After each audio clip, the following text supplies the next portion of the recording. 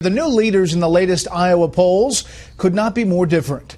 One is a bombastic businessman who has ridden a straight-talking roadshow to the top of polls around the country. The other is a former neurosurgeon who expresses his thoughts in soft-spoken tones, but also has been slowly creeping up the list of Republican favorites. Donald Trump and Ben Carson sit atop the newest surveys of Iowa Republicans in poll results that were unimaginable just a few months ago. Chief Washington correspondent James Rosen has tonight's top story.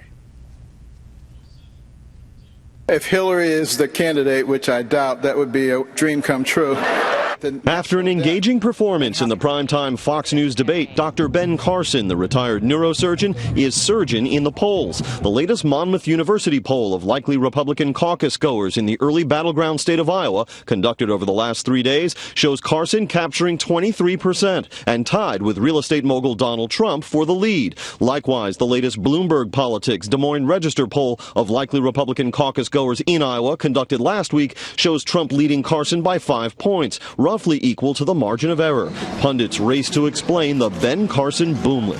His anti-politician style, very soft-spoken, funny, humorous, appealing, is really scoring with voters in Iowa. When you look at the favorability of Trump and of Ben Carson and also of Carly Fiorina, 3 candidates who've never held public office, I think the voters believe they can more credibly claim that they could clean up the mess in government. Thank you. I love you too. Trump trained his sights on Huma Abedin, the longtime aide to Hillary Clinton. Abedin's husband, Anthony Weiner, resigned his House seat after a well-publicized sexting scandal, and Abedin has herself drawn scrutiny for her private consulting work and her email account on Mrs. Clinton's notorious private server.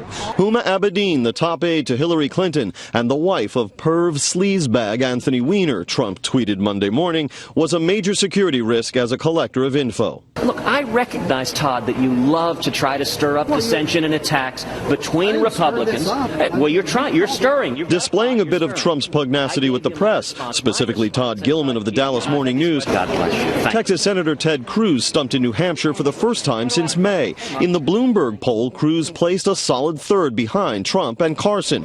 Hoping to steal or inherit Trump's supporters, Cruz tied recent attacks on police officers to President Obama. And I do think we're seeing the manifestation of the rhetoric and vilification of law enforcement, of the police, that is coming from the top, that's coming from the President of the United States, and it's coming from senior officials. The last time Monmouth University released a statewide poll in Iowa in mid-July, Wisconsin Governor Scott Walker was the front-runner. He's dropped 15 points since then.